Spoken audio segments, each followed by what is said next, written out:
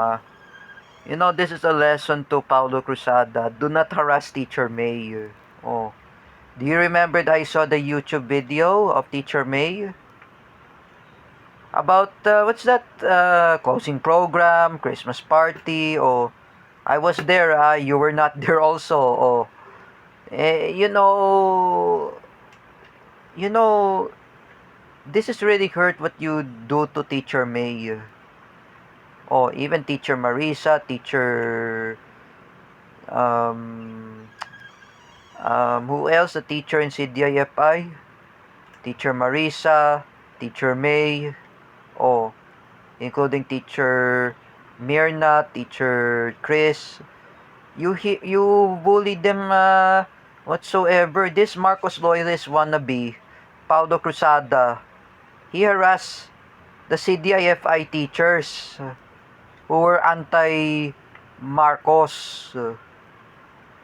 He even harassed Teacher Jessa, even teacher Lendel who were anti-Marcos, and even teacher Joy Fedao Sancheta.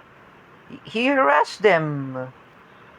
What if you try to harass teacher Ruti Barrientos, the friend of Denzel Joshua and the friend of Bill Galang? This is hard to say, Paulo Cruzada. This is very hard. You are a special child too. You are very abnormal. What if, for example, if Teacher May goes to barangay, or if she requested the complaint affidavit against you, that will be happen to you, Paulo Cruzada. She will file the complaint affidavit against you, and she will talks to you in barangay in Quezon City. That's why Joseph Maspinas had contact with Teacher May in Messenger, with her uncle, the uncle of Joseph Maspinas. His uncle had talked to Teacher May. He said to her, Teacher May, pagsabihan niyo to si Paulo Cruzada, wag puro ganyan, like whatsoever, and then he will attack anybody, will attack anyone. Paulo Cruzada, where is your mind? Where is your mind? Asa ba yung utak mo, Paulo Cruzada, ha? You are very weak, just like Paula. Where is your mind? Mrs. Marion Cruzada, ha? If you're watching this, you're a mother of Paulo. You need to lecture your son. Pagsabihin nyo yung anak nyo, like I said, bakit ganyan ang anak mo? Bakit ganyan ang ugaling anak mo? Like, whatsoever. You know, Paulo Cruzada, you are a special child. You are abnormal. Is this your being yourself acting anormal to harass the CDIFI teachers? Remember, Paulo Cruzada, I've been 17 years I studied there in CDIFI. I up with my arch enemy, Gina Sejo. I up with from Teacher Honey, Teacher Maxi, Teacher Gemma, and also it's up to Teacher Marisa. After Teacher Marisa, Teacher Jessa Fernandez, Teacher Lendel, Teacher Joy, until to Teacher Joy, I was with Teacher May, many times with Teacher May, and now I left the CDIFI, and I left the CDIFI, just like I remember during pandemic, I never studied there. I was not there also.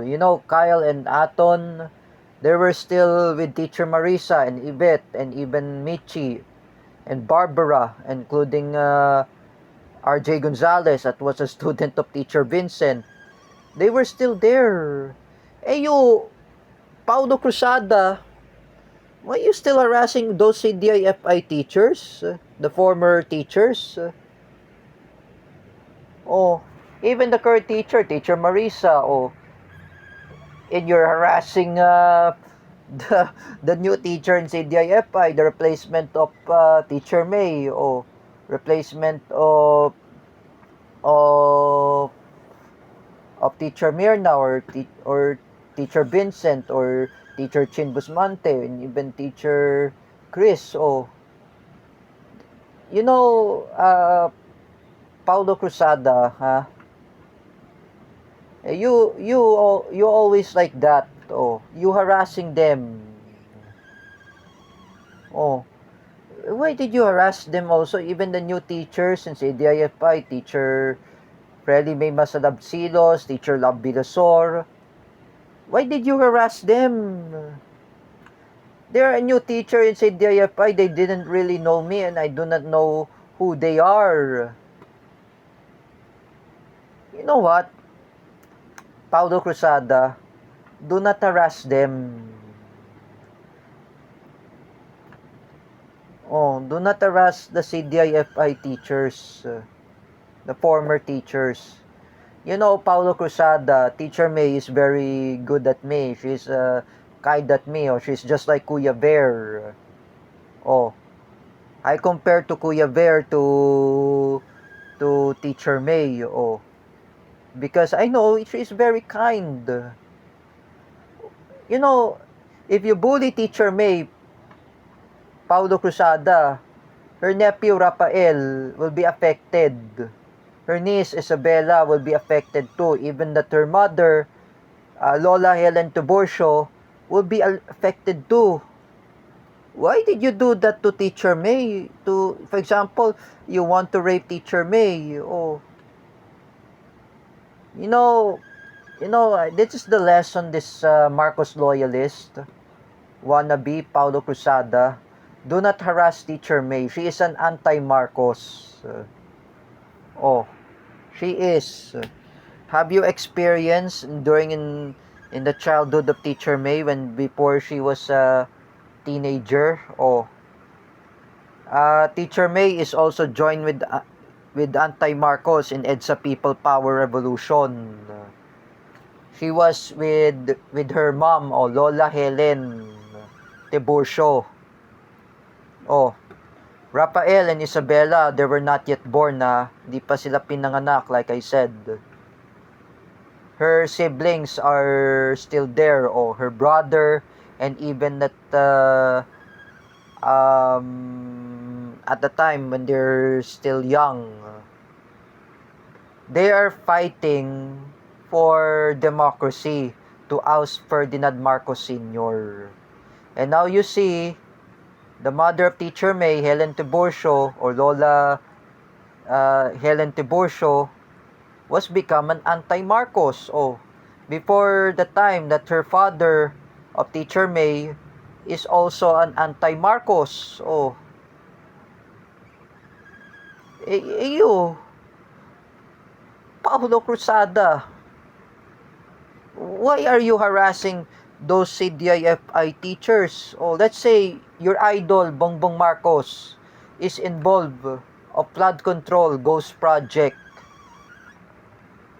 Just because you see that house of Teacher May in Cainta got in a flood because of this imbecile Bongbong Marcos. Oh, let's say nabaha. Oh, Teacher May said, nabaha na kami sa Cainta Rizal.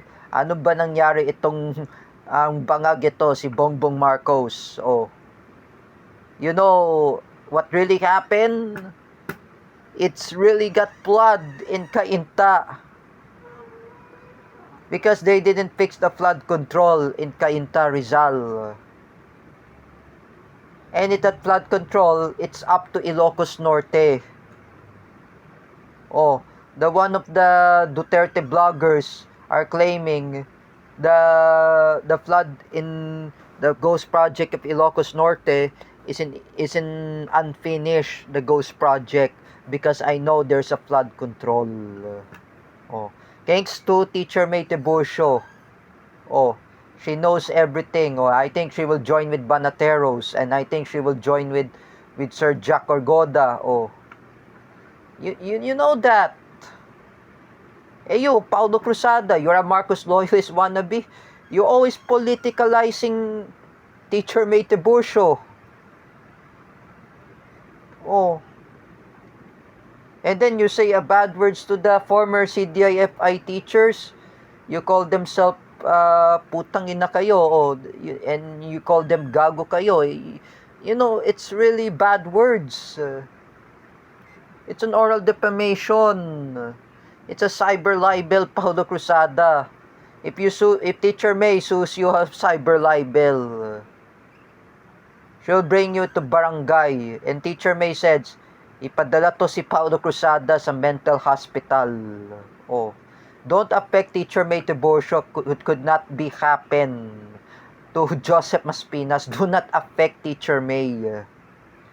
I don't want Teacher May Tiburcio to be another Joseph Maspinas, just because I don't want to affect my former teacher. Oh, she's my former teacher. At the time, I was, Paulo Cruzada, Teacher May is very retired. She's not very sick. Retired na nga po si Teacher May. She's not there in CDIFI. She's no longer teaching there. As I imagine, she's spending time with her family. Just like, for example, Teacher May Tiburcio is just like Kuya Jojo. She's just like Kuya Ver, spending time with the family. Do not harass her. You know, this will be affect her mental health. You know, why does Sir Paulo Cuba unfriended you in Facebook? Paulo Cruzada, because you're harassing the former teachers in CDIFI. You're harassing them. Even the current teachers in CDIFI, even Teacher Freddy May Masalabsilos and Teacher Love Vilasor, do not harass them. You know, Paulo Cruzada, I am just saying, you will be reflected too. Oh. Teacher May Tiburcio, she's always attended the protest against Bongbong Marcos. She was attending to the United People's Initiative alongside with Kiko Barsaga.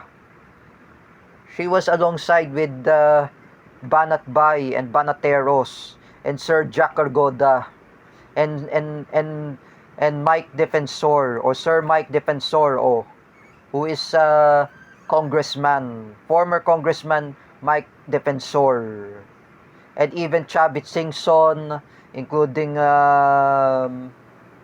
Leandro Lebiste. They were alongside.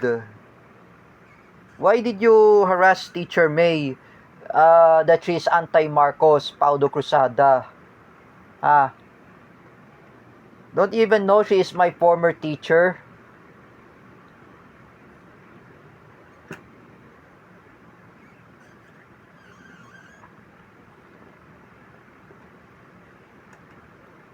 That the time I was there in CDIFI. You know, Paulo Cruzada, that CDIFI teachers, former teachers, are not scapegoat. Don't scapegoat them. Do not treat them as a scapegoat. And do not harass whatsoever. You know, Paulo Cruzada, what did you eat something in your mind? Did you ate your brain in your something what you're talking about? You know, you will be so, Paulo Cruzada, a cyber libel. And then you harassed Teacher Kel while she was there in the US. You attempt to rape Teacher Kel. You know, Paulo Cruzada, if Teacher Kel's sister Barbie Pabelo had sued against you, she will bring you to barangay. Oh. Teacher Kel and Eskel Penumbra, they were not here in the Philippines. Paulo Cruzada, they're still in the US. Even you harassed Teacher Gio Malana, he was not here also. He was in the US. You know, Teacher Kel and Teacher Gio are anti-Marcos. Paulo Cruzada, they are anti-Marcos. Why did you harass the CDIFI teachers and staff in physically?